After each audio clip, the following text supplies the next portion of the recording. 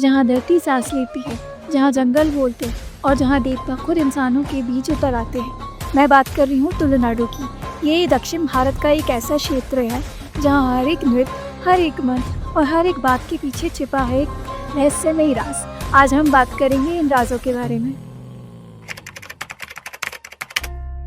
कांतारा। कांतारा की कहानी जिस जगह पर आधारित है वे भारत के दक्षिण पश्चिमी तट पर स्थित तुलुनाडु क्षेत्र से प्रेरित है। बहुत समय पहले जब भारत ब्रिटिश शासन के अधीन था, दक्षिण में एक इलाका हुआ करता था जिसे साउथ कन्नड़ा कहा जाता था। ये कोई साधारण जिला नहीं था, बल्कि एक रहस्यमय और जीवंत भूमि थी। समुद्र की लहरें, घने जंगलों और प्राचीन परंपराओं से घिरी हुई। ब्रिटिश रिकॉर्ड्स में इसे साउथ कन्नड़ा डिस्ट्रिक्ट के नाम से ही जाना गया, लेकिन यहाँ के लोगों के लिए यहाँ हमेशा तुलुनाडु ही रहा। तुलुनाडु सिर्फ एक भौगोलिक क्षेत्र नहीं, बल्कि एक संस्कृति है, अपनी पहचान, अपनी आस्था और अपने देवताओं के साथ। ये इलाका आज के कर्नाटक के दक्षिणी तट और केरल के उत्तरी भाग में फैला हुआ है। तुलुनाडु की सबसे बड़ी खूबी उसकी लोक आस्थाएं हैं। यहाँ देवता सिर्फ मंदिरों में ही नहीं, बल्कि हर पेड़, हर नदी और हर आत्मा में बसते हैं। भूताकोला, यक्षगान और देव आराधना जैसी परंपराएं आज भी इस क्षेत्र में प्रसिद्ध हैं। यही वह भूमि है जिसे कांतारा जैसी कहानियों को जन्म दिया है, जहाँ इंसान, प्रकृति और देवता एक साथ जीते हैं और जहाँ हर ढोल की थाप, हर नृत्य और हर पुकार में इतिहास आज भी सांस लेता है। हमारे भारत में जगह जगह पर देवों की पूजा की जाती है, लेकिन कांतारा मूवी में दिखाए गए देवों की एक अलग ही अपनी कहानी है। इससे पहले आप इनकी कहानी सुने, ये जान लेना ज़रूरी है कि देव कौन है। तुलुनाडु की धार्मिक परंपरा में देव या भूत की पूजा की जाती है। ये स्थानीय लोक देवता या आत्माएं हैं, जिनकी उपासना शायद वैदिक युग से पहले भी शुरू हो गई थी। देवताओं के कई रूप होते हैं। कुछ कुल देवता होते हैं जो एक परिवार या वंश की रक्षा करते हैं। कुछ ग्राम देवता होते हैं जो गांव की देखभाल करते हैं, और कुछ इष्ट देवता होते हैं जिन्हें कोई व्यक्ति अपने आराध्य के रूप में पूजता है। देव को क्षेत्रपाल भी कहा जाता है, यानी वह देवता जो किसी भूमि या इलाके की रक्षा करे। वे धरती, इंसान और देवत्व के बीच संतुलन बनाए रखते हैं।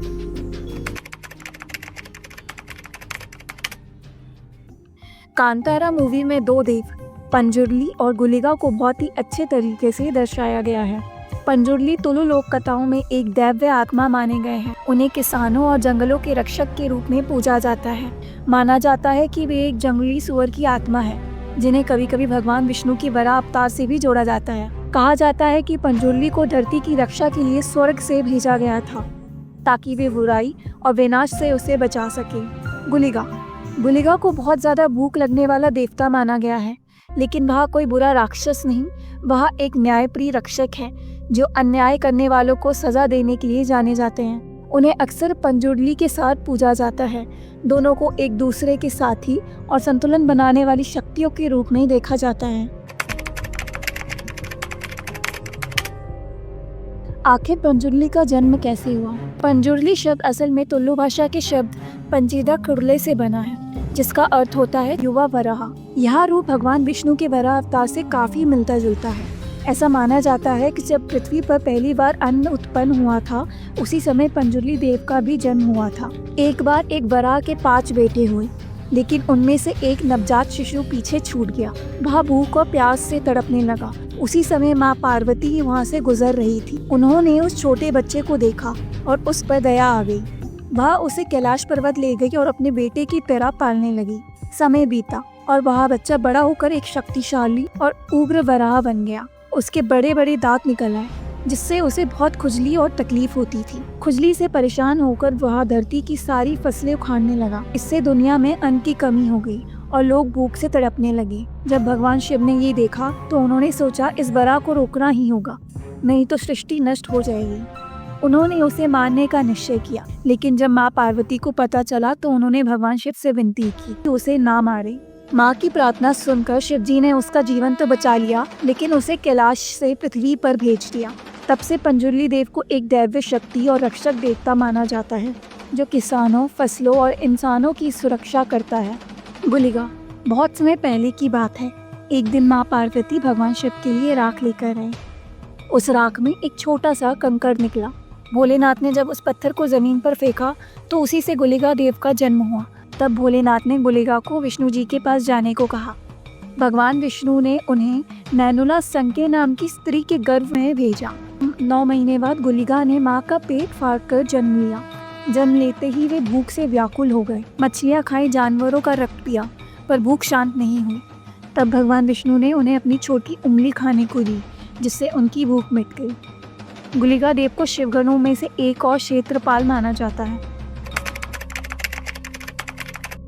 पंजुर्ली और गुलिका दोनों की भूताकोला नामक एक परंपरा में पूजा की जाती है।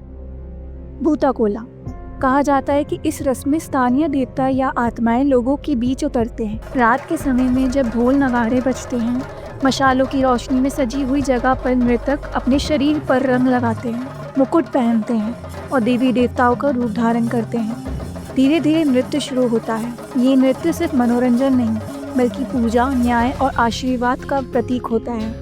लोग मानते हैं कि इस समय देवता सच में उस मृतक के शरीर में आ जाते हैं और गांव के लोगों की परेशानियां सुनते हैं, झगड़े सुलझाते हैं और आशीर्वाद भी देते हैं। यही इस परंपरा की सबसे बड़ी खूबी है, आस्था, नृत्य और न्याय का अनोखा संगम। पर कहानी इन्हीं 2 देवताओं पर खत्म नहीं होती।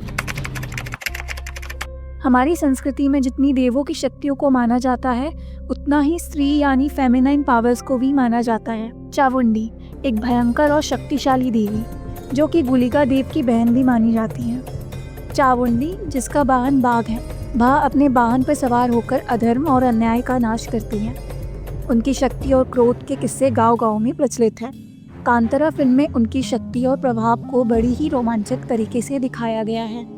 कहानी के अनुसार जब राक्षस चंड और मुंड ने बहुत अत्याचार किए तो देवी दुर्गा ने अपने माथे से काली माता को प्रकट किया। काली माँ ने उन दोनों राक्षसों का वध किया। इसी कारण से उन्हें चंड मुंड का नाश करने वाली कहा गया। पंजुर्ली और गुलिका सिर्फ एक कहानी है, ये एक परंपरा ही नहीं, एक विरासत भी है जो हमें याद दिलाती है कि इंसान और देवता एक ही आत्मा के अंश हैं। राधे।